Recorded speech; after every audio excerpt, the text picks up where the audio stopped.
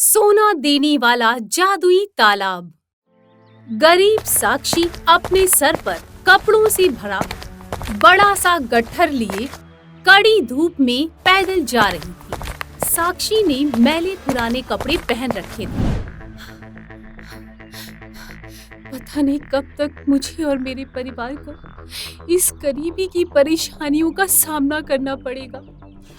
भगवान जी, हमारी इस गरीबी अवस्था और उससे आई हुई इस परेशानी को दूर कर दीजिए।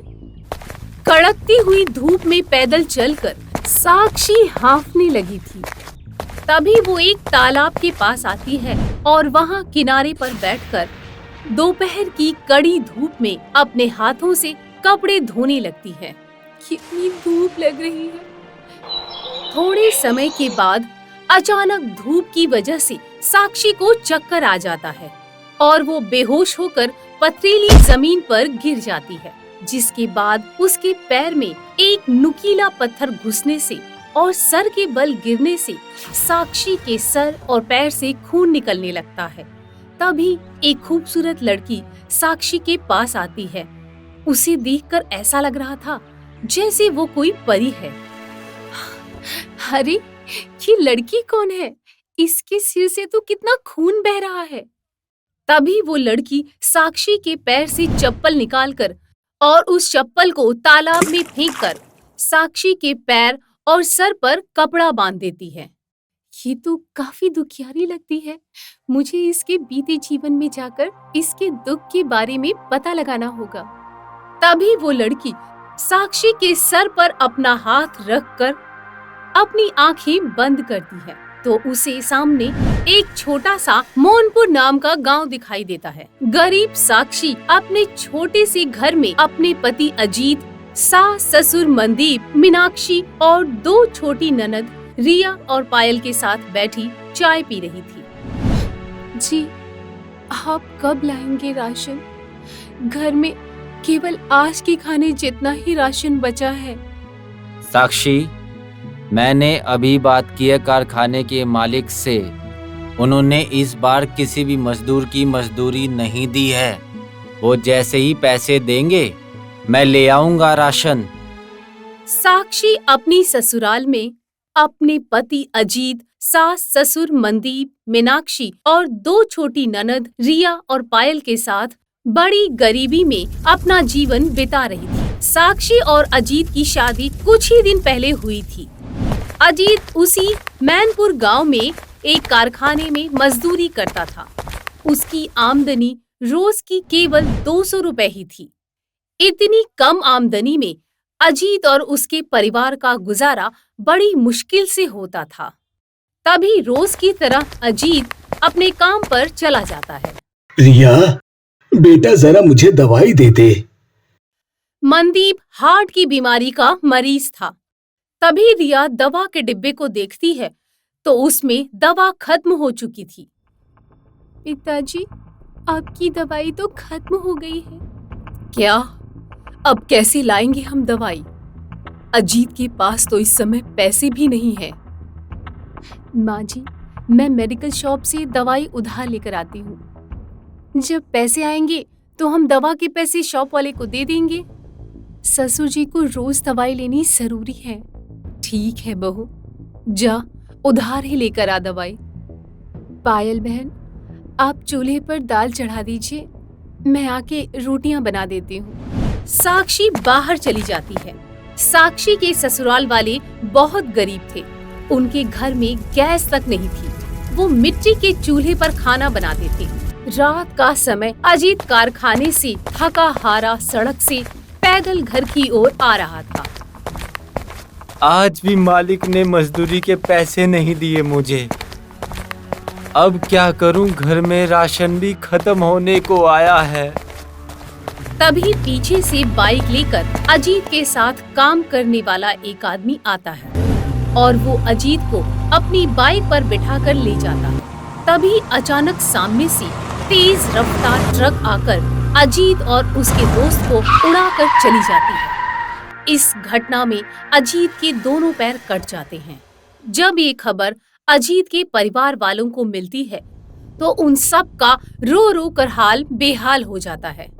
अजीत के इलाज के लिए मनदीप और मीनाक्षी अपने घर का सारा सामान बेच देते हैं। कुछ दिन बाद अजीत अब जीवन भर के लिए अपाहिज होकर विकलांग कुर्सी का सहारा बन जाता है। सवेरे का समय, सब घर में उदास बैठे थे। ये सब क्या हो गया मेरे बेटे के साथ? मीनाक्षी अब कैसे होगा अपने परिवार का गुजारा? कितना बुरा बेटा हूँ मैं।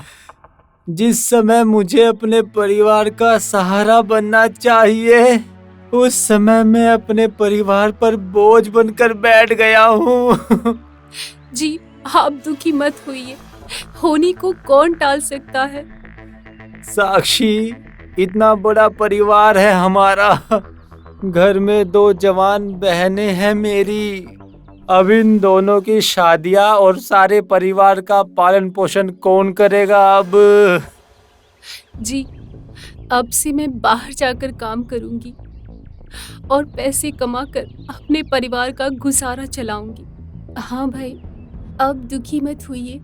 रिया और मैं भी भाभी के साथ बाहर जाकर काम करेंगे, साथ मिलकर कमाएंगे तो सारी परेशानी दूर हो जाएगी। उसके बाद अगले दिन से रिया, पायल और साक्षी तीनों मिलकर गांव में काम की तलाश में निकल जाते हैं। अब उधार दवाई और राशन लेने से साक्षी पर काफी कर्ज बढ़ जाता है। तभी रिया और पायल को उसी गांव में सेठ बंसीलाल के घर में रोज 100 रुपए के हिसाब से घर में सफाई करने का काम मिल जाता है और साक्षी उसी गांव में लोगों के कपड़े धोने का काम करने लगती है। कुछ दिन यूं ही बीत जाते हैं। साक्षी रोज सवेरे गांव वालों के कपड़े लेकर तालाब पर जाती है और वहां सारा दिन कपड़े धोने के बाद शाम को घर आती है। इस काम से साक्षी को कभी 200 और कभी 300 रुपए मिलते। अब परिवार का गुजारा साक्षी, रिया और पायल की कमाई से हो रहा था। एक शाम रिया और पायल बंसीलाल के घर में सफाई कर रही थी। उस समय घर में केवल बंसीलाल का बेटा रोहन और उसका दोस्त राहुल था। दोनों रिया और पायल को गंदी निगाहों से देखे जा रहे थे। रोहन, देख क्या खूबसूरत जवानी है इन दोनों की। तभी राहुल और रोहन दोनों रिया और पायल के पास आते हैं। क्या जाने मन, सुना है कि अब तक तुम दोनों कुंवारी हो। तुम कहो तो हम अभी तुम्हारे अपने बन जाते हैं। रिया और पायल को रोहन और राहुल के इरादे ठीक नहीं लग रहे थे। तभी रोहन जैसे ही रिया को हाथ लगाता है, तभी रिया और पायल दोनों को धक्का देकर वहां से भाग जाते हैं और घर आकर रोते रोते अपने परिवार को सारी बात बताते हैं। क्या? मैं उन दोनों को छोड़ूंगा नहीं। अजीत जी, आप तो जानते हो ना वो रोहन कितना मवाली है। रिया और पायल, अब कल से तुम दोनों काम करने नहीं जाओगी। तुम दोनों अब जवान हो चुकी हो। अब ऐसे बाहर जाकर काम करना तुम्हारे लिए सुरक्षित नहीं है। उसके बाद रिया और पायल का घर से बाहर जाकर काम करना हमेशा के लिए बंद हो गया, जिसके चलते परिवार की सारी जिम्मेदारी अकेली साक्षी के कंधों पर आ पड़ती है। कुछ दिन यूं ही बीत जाते हैं। एक दिन अचानक मीनाक्षी की तबीयत बहुत ज्यादा खराब हो जाती है। तभी उसे सब हॉस्पिटल लेकर आते हैं। मीनाक्षी बहन को दिल का दौरा पड़ा है। आप तुरंत 2 लाख रुपए की व्यवस्था कीजिए। हमें तुरंत मीनाक्षी बहन की बाईपास सर्जरी करनी ही होगी। ये सुनकर सबके होश उड़ जाते हैं। क्या मेरी मीनाक्षी को दिल का दौरा पड़ गया? साक्षी बहू, अब हम 2 लाख रुपए कहाँ से लाएंगे? एक तो ये गरीबी हमें जीने नहीं दे रही है, ऊपर से ये परेशानियां खत्म नहीं हो रही है। तभी मनदीप मीनाक्षी के इलाज के लिए अपना घर बेच देता है और सभी किराए के एक छोटे से मकान में रहने चले जाते हैं। कुछ दिन बाद साक्षी फिर कपड़े लेकर तालाब पर आती है। तभी वो खूबसूरत लड़की जो साक्षी के माथे पर हाथ रखकर बैठी थी, वो अपनी आंखें खोलती है। तभी साक्षी को होश आ जाता है। अरे, आप कौन है? साक्षी, मैं एक जादुई परी हूँ। मैंने अपने जादू से तुम्हारे दुख भरे जीवन की सारी बातें पता कर ली हैं। तुम बड़ी ही दुखियारी हो साक्षी। इस छोटी सी उम्र में तुमने कितने दर्दनाक दुख देखे हैं। यही मेरा जीवन है बहन। अब तो ऐसा लगता है कि मेरे जीवन में हर समय दुख ही दुख लिखा है। ऐसे दर्द भरे जीवन से तो अच्छी मौत है। उठो साक्षी और इस तालाब के अंदर से अपनी चप्पल निकालो। साक्षी तालाब में जाकर अपनी चप्पल निकालती है तो देखती है उसकी चप्पल सोने की हो चुकी थी। अरे, मेरी ये चप्पल सोने की कैसे बन गई? साक्षी पीछे मुड़कर देखती है तो वो परी वहां नहीं थी। अरे, वो परी कहाँ चली गई? ये चमत्कार देखकर साक्षी को कुछ समझ नहीं आ रहा था। तभी अचानक उसके हाथ की एक चूड़ी तालाब के पानी में गिर जाती है। अरे, मेरी चूड़ी! साक्षी जब पानी से अपनी चूड़ी निकालती है तो मेटल की उसकी वो चूड़ी सोने की चूड़ी बन जाती है। ये चमत्कार देखकर साक्षी के होश उड़ जाते हैं। अरे, ये चूड़ी तो सोने की बन गई। ये कैसे हुआ? लगता है ये तालाब जादुई तालाब है। इसमें जो भी चीज जा रही है वो सोने की बनकर आ रही है। तभी साक्षी एक एक करके अपनी कई सारी चीजें तालाब के उस पानी में डालती है, जिसके बाद वो सभी चीजें सोने की बन जाती हैं। इतना सारा सोना!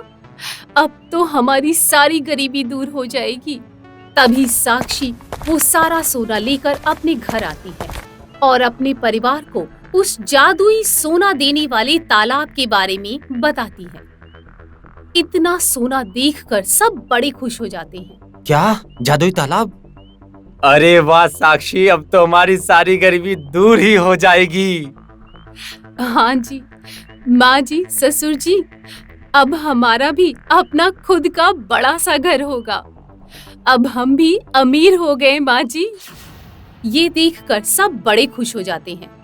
उसके बाद साक्षी सोने को बेचकर उन पैसों से उसी गांव में एक बड़ा सा आलीशान घर खरीद लेती है और अपने ससुर और पति को एक बड़ी सी किराना शॉप खोल कर देती है और रोज उस जादुई सोना देने वाले तालाब के पास जाकर वहां से सोना लाती है और अपनी गरीबी दूर करती जाती है। जिसके बाद साक्षी अपनी दोनों ननद की शादी भी बड़ी धूमधाम से करवाती है। कुछ महीने बाद एक दिन साक्षी उसी जादुई तालाब के पास आती है तो उस तालाब का सारा पानी सूख चुका था और वहां एक बूढ़ी महिला बैठी हुई थी। अरे, इस तालाब का पानी सूख कैसे गया? लगता है तुम आज भी यहाँ सोना निकालने आई हो। हाँ, पर आपको कैसे पता? आप कौन हो? वो जादुई तालाब मैं ही हूँ। मैं बरसों से यहाँ जादुई तालाब बनकर तुम्हारे जैसे मजदूर और गरीबों की मदद करती आ रही थी। आज मेरे जीवन का आखिरी दिन है। अब तुम आखिरी बार मुझसे जो मांगना चाहती हो मांग सकती हो। अच्छा, वैसे तो मेरे पास सब कुछ है, बस एक ही कमी है। क्या आप मेरे पति के कटे हुए पैर वापस ला सकती हो? अपने पति को ऐसे अपाहिज देखकर बड़ी तकलीफ होती है मुझे। उसके लिए तुम्हें अपनी एक चीज की कुर्बानी देनी होगी। मैं अपनी सारी दौलत कुर्बान कर दूंगी, बस मेरे पति के पैर वापस आ जाएं। तभी बूढ़ी महिला साक्षी को एक कागज देती है। इस कागज पर जो नाम लिखे हैं तुम्हें इन 10 लोगों की मदद करनी होगी। इतना कहते ही वो बूढ़ी महिला वहां से गायब हो जाती है। शायद इन 10 लोगों की मदद करने से मेरे पति के पैर वापस आ जाएंगे। तभी साक्षी उस कागज पर लिखे नाम वाले हर इंसान के घर जाती है, तो वो क्या देखती है कि वो 10 के 10 लोग अजीत की तरह ही अपाहिज थे। उनके भी दोनों पैर नहीं थे और वो काफी गरीबी में अपना जीवन बिता रहे थे। ये देखकर साक्षी खूब रोने लगती है। तभी वो उन सब की मदद करके उनकी गरीबी दूर कर देती है। सच कहते हैं लोग, एक बार जो चीज चली जाती है वो दोबारा लौटकर कभी नहीं आती। पर मुझे खुशी इस बात की है कि मैं इतने अपाहिज गरीबों की मदद का जरिया बन सकी। उसके बाद साक्षी अपने परिवार के साथ खुशी खुशी अपना जीवन बिताने लगी। कर्नाटक के जंगल में बल्लू बंदर रहता था। वो बड़ा ही चालाक बंदर था। जब भी कोई जंगली जानवर उसे रास्ते में मिल जाता था, तब वो अपनी जान बचाने के लिए झूठ वूठ कह देता था कि वो शेर सिंह का दोस्त है, जिसकी वजह से उसकी जान बच जाती थी। एक दिन जब वो जंगल में जा रहा था, तब उसे रास्ते में एक भूखा भेड़िया मिल जाता है।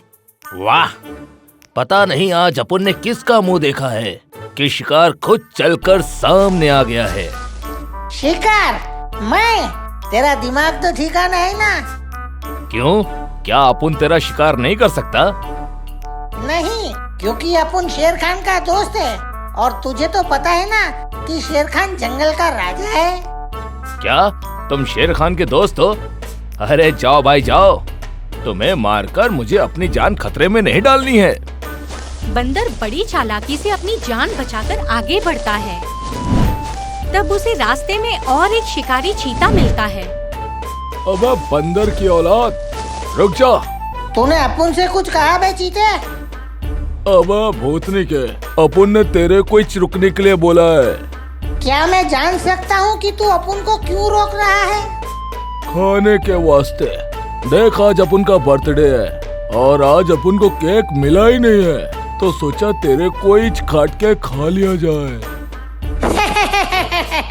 मैंने तो सुना था कि जब गीदड़ की मौत आती है तो वो शहर की ओर जाता है, पर तू क्यों अपनी मौत को दावत दे रहा है? अबे शमशान की बुझी हुई चीता के जलेले कोयले, क्या तू अपन को मारेगा? नहीं, अपन तो तेरे को खाली वार्निंग दे रहा है कि तू गलती से भी अपन को मार देगा तो तेरा मरना फाइनल है। वो कैसे? क्योंकि अपन जंगल के राजा शेर खान का दोस्त है। जैसे ही उसे पता चलेगा कि तूने अपन को मारा है तो तेरा जन्म का टिकट। शेर खान के दोस्त यानी हमार दोस्त, हम तुमका कैसे मार सकते हैं? जाओ, तुमको अपना मामा के घर जाना था ना, जाओ इज्जत से अपना मामा के घरे जाओ और जाके मामा जी को हमारा नमस्ते बोलना। हाँ? बंदर मन ही मन में मुस्कुराता है और सोचता है, झुकती है दुनिया, झुकाने वाला चाहिए। और जंगल में जिंदा रहना हो तो जंगली जानवरों को उल्लू बनाना आना चाहिए। बंदर खुशी खुशी अपने मामू के घर जा रहा था। तब जिसके नाम से वो सभी जानवरों को डराता था, वही शेर सिंह उसके सामने आ जाता है। अब चप्पल कंज, अपन को बहुत भूख लगी है, रुक जा। शेर सिंह को सामने देख बल्लू अंदर से तो डर जाता है, मगर डर को अपने चेहरे पर आने नहीं देता और वो सोचता है, हे भगवान, ये तो खुद शेर सिंह है, इसे कैसे डराऊं? आइडिया, इसको डराने के लिए अपन का पुराना स्टाइल इस्तेमाल करना पड़ेगा। क्या सोच रहा है बे? अपन को देख कर तेरी पतलून गीली हो गई क्या? अबे तेरे को देख के कुत्ते बिल्ली डरते होंगे, अपन नहीं। क्या क्या तू मुझसे नहीं डरता? अबे सब मुझसे डरते, फिर मैं तुझसे काय को डरूं? अब बंदर, तू होश में तो है? तेरे से कौन डरता है बे? बाघ, चीता, भेड़िया सब अपन से डरते हैं। अगर ये सब जानवर इस बंदर से डरते हैं तो जरूर बंदर मुझसे भी ज्यादा ताकतवर होगा। इससे पंगा लेना खतरनाक हो सकता है। फिर शेर सिंह बंदर से कहता है, क्या तू इस बात का सबूत दे सकता है कि जंगल के सारे खतरनाक जानवर तुझसे डरते हैं? हाँ हाँ, क्यों नहीं, आओ मेरे साथ। फिर शेर सिंह और बल्लू बंदर बाघ के पास जाते हैं। अबे ओ बाघ के बच्चे, इधर आ। शेर के साथ बंदर को देखकर बाघ भी सोच में पड़ गया। अरे बाप रे, ये तो वाकई में शेर सिंह का दोस्त लग रहा है। जी कहिए बंदर भैया, हमसे कोनो गलती हो गई का? अबे तुझसे गलती हुई होती तो क्या तू अब तक जिंदा होता? चल जा, फूट ले यहाँ से। जी भैया। अरे वाह, तुम तो सच बोल रहे थे। शेर सिंह, अभी तो तुमने बाघ को ही डरते देखा है, थोड़ा और आगे चलो, फिर चीते का हाल देखो। फिर दोनों चीते की गुफा के पास जाते हैं। चीते, अबे ओ चीते, कहाँ छुप गया है कायर? बाहर आ। चीता बाहर आता है। बंदर को शेर सिंह के साथ देखकर चीता भी डर जाता है। सलाम बंदर भाई, अपन को कैसे याद किया? अबे चीते, आज अपन को बटर चिकन खाने का मन हुआ है। बोल, अपन के वास्ते तू क्या कर सकता है?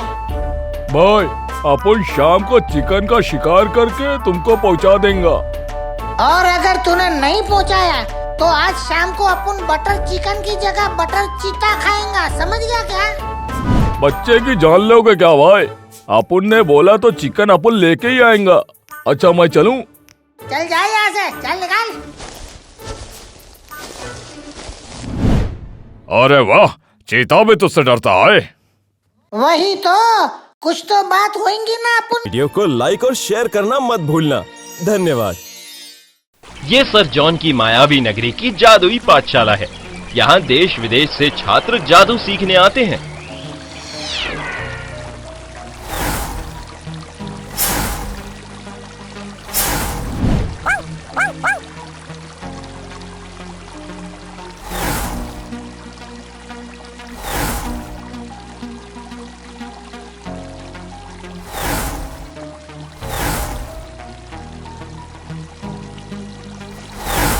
हैरी को यहाँ आए 3 महीने हुए हैं, परंतु वह काफी अक्लमंद होने के बावजूद सिर्फ झाड़ू पर बैठकर हवा में उड़ना ही सीखा है, जबकि जॉनी, टोनी और सनी ने सारी जादुई विद्या सीख ली है। आज जादुई पाठशाला में इम्तिहान है।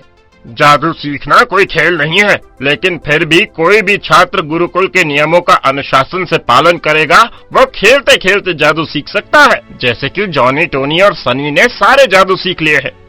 जॉनी, टोनी और सनी, आज तुम्हारा इम्तिहान है। आज तुम्हें जंगल में जाकर अपनी जादुई शक्तियों का परिचय देना है।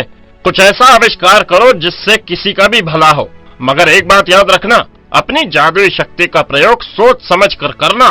जी गुरुजी। और हाँ, तुम अपनी सहायता के लिए गुरुकुल के किसी भी नए छात्र को ले जा सकते हो। जी गुरुजी। हाँ दोस्तों, आज हमारी काबिलियत बताने का वक्त आ गया है।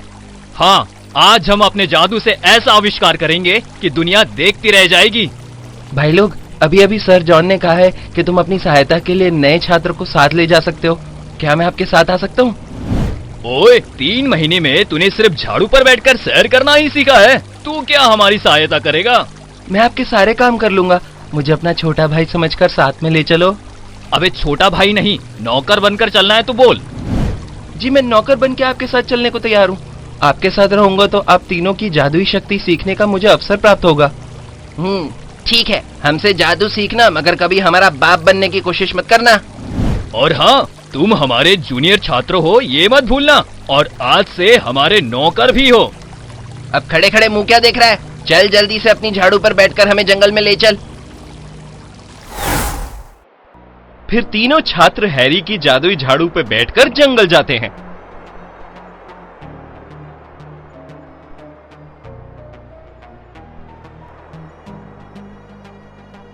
ठहरो, यहाँ नीचे ले चलो।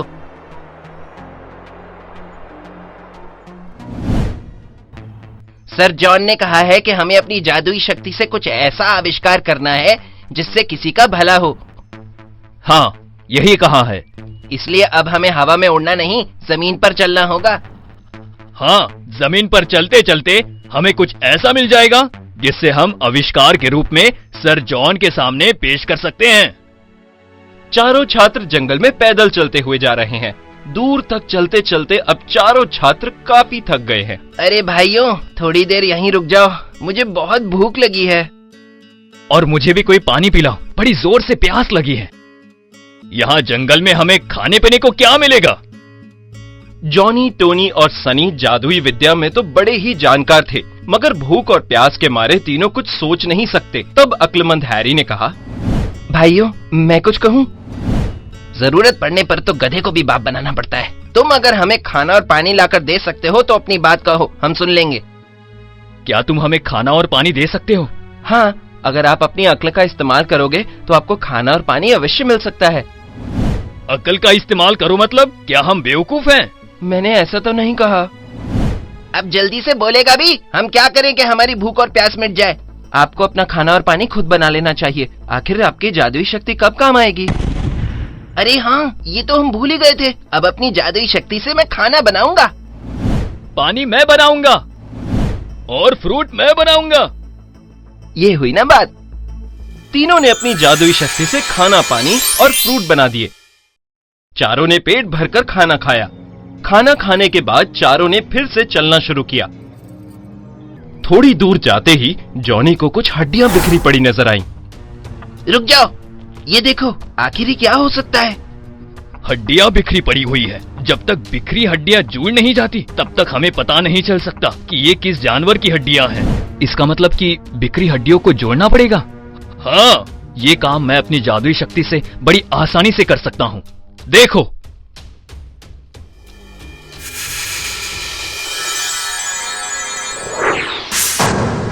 ये तो किसी प्राणी का हार्ड पिंजर है, मगर कौन से प्राणी का हार्ड पिंजर है ये तो पता नहीं चल सकता। अपनी जादुई शक्ति का परिचय देने के लिए सनी ने कहा, अरे भाई, टोनी तो बिखरी हुई हड्डियों को जोड़कर सिर्फ हार्ड पिंजर ही बना पाया, मगर उसमें मांस और चमड़ा डालकर आकार नहीं दे पाया।